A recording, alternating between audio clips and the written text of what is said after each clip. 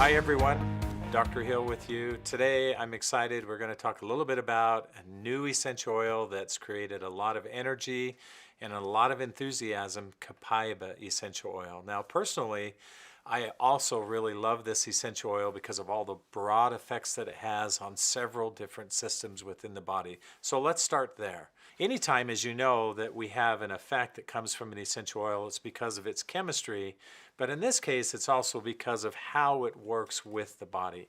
And so let's talk a little bit about how Copaiba does that and what makes it very unique among other essential oils. So let's begin there. Let's talk about the endocannabinoid system.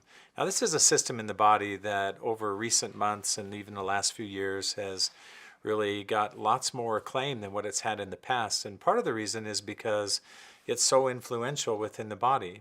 A lot of things that you and I do on a daily basis are affected through the endocannabinoid system. And it's a pretty easy system to understand. It's not very difficult. In fact, we can break it down into two primary categories. One is influence that we have within the central nervous system.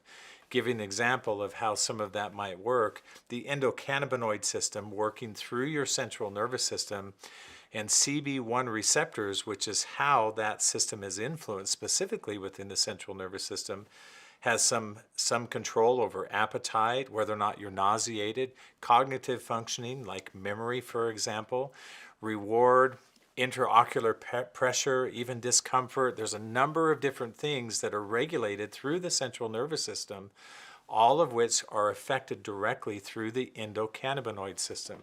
Now, this is interesting if you think about it, and this is one of the primary reasons why there's so much enthusiasm and a lot of discussion about endocannabinoids, most of which we're all very familiar with. One of the reasons why I like our new essential oil, Copaiba, is because its influence into that system is not as direct as it is with some other cannabinoids. And that'll become really clear why I think that's so important that we recognize that. The CB2 system, or the system that functions outside of the central nervous system, is a little bit different. It's focused in primarily on two critical roles that are important to function properly within the body. One is your whole endocrine system. This is the glandular system of your body. This is the chemical responses of your body. And so you can see why it's important to have good, consistent, and proper influence that way. And then the one that many of us are constantly concerned with is our body's immune capability. And we can influence the ability of the body to have good, strong immune responses by working through the endocannabinoid system with the CB2 receptors. So we have those two categories, CB1 receptor, which is largely focused on the central nervous system, and CB2 receptors, which is primarily focused outside of the central nervous system. Now, there's a lot of talk about cannabinoids. What is a cannabinoid? A cannabinoid is something that works directly through the endocannabinoid system. Typically, people like to define that by the type of plant that it comes from, but that's not really necessarily a complete nor a proper definition. A cannabinoid is really defined by its ability to influence either CB1, CB2, or both receptors. One of the reasons why I like Copaiba, and we've introduced this into the marketplace, is because of its ability to influence the receptors associated with the endocannabinoid system. So let's talk about those two receptors very specifically. And let's talk about it in the context of endocannabinoids as separate structures that function within that process. And by structures, what I really mean is chemistry. So there's some that you're going to be very familiar with, and I've highlighted these in the past, and so let me give you some brief explanation as to why I think each one has its value and what it primarily would do within the body. The first one is CBD, cannabidiol. Now, cannabidiol is one that you've probably heard a lot about because of cannabis oil. It's interesting when we look at chemistry associated with essential oils. We are always concerned with their value being an issue of concentration and delivery. In other words, something might be very, very effective, but if I don't have a high enough concentration, I can't reach a threshold of activity that I'm looking for. One of the challenges that I've noticed with cannabis essential oil, for example, is that the amount of cannabidiol that's present sometimes is significantly lower than what you or I would think of as being effective in terms of the amount of chemistry. But if we actually look at what the medical or the physiological descriptor of what a cannabinoid is, it's any chemistry that can influence the appropriate receptor. So in this case, CB1 or CB2 receptors.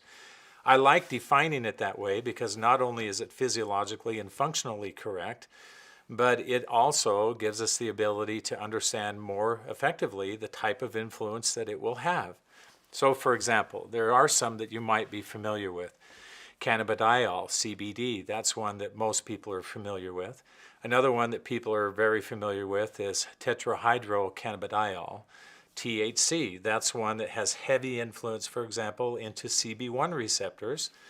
The type of influence that we were looking for in doTERRA was a little bit different from that.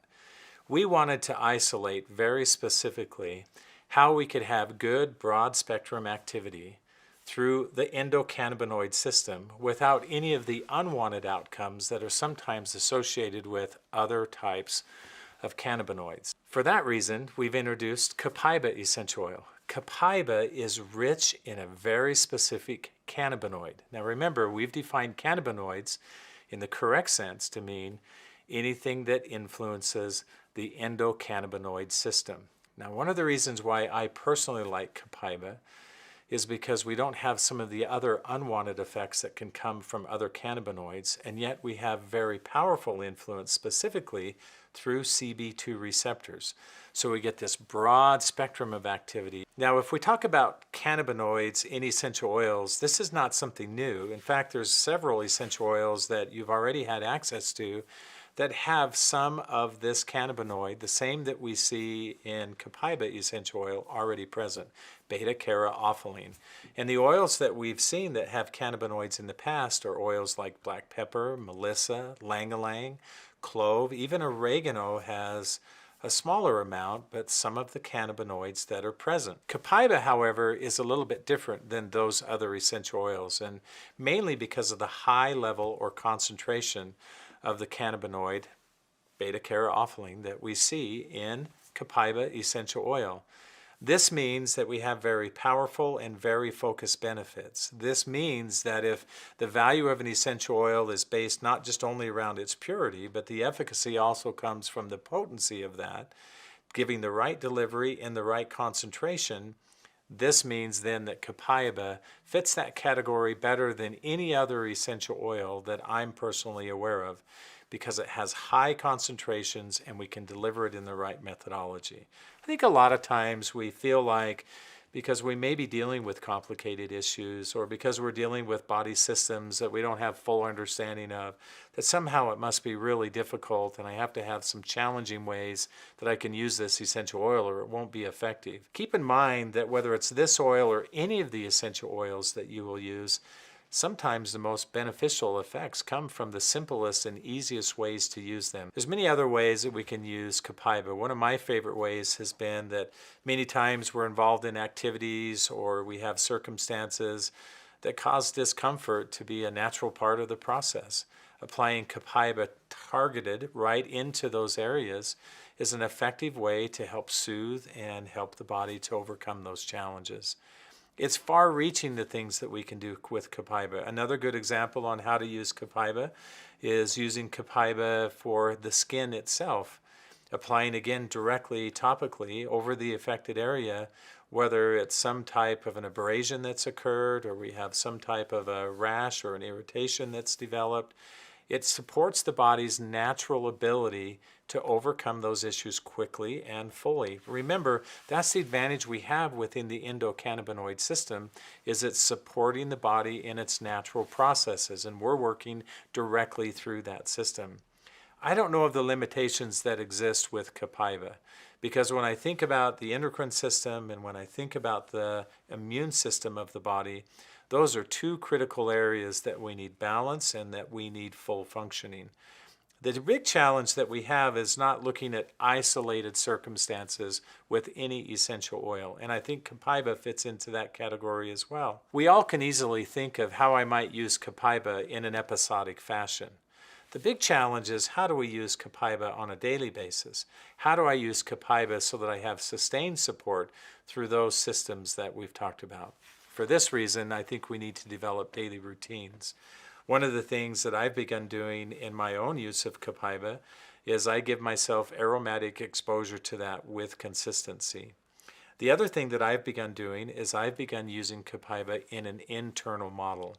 I like doing that because of the access that I get when I use essential oils internally, but I feel like I get sustained support from using that essential oil. So just to review quickly, using Copaiba aromatically becomes really powerful because we can have some constancy of the essential oil. Use Copaiba topically for very targeted application. And then lastly, use it internally, which I do every single day, in a way that you can have whole body influence and this broader balancing aspect of the value that comes from influencing the endocannabinoid system. I really believe that over time we're going to find that Copaiba is an essential oil that everyone will want to use every single day and will become a critical part of the essential oils that they use routinely. I know that's how it's been for me, and I'm excited for what we'll yet discover about Copaiba, but could not be more grateful for the influence that this oil is already having and the impact to so many. My challenge to you is that you find effective ways that you can use this essential oil.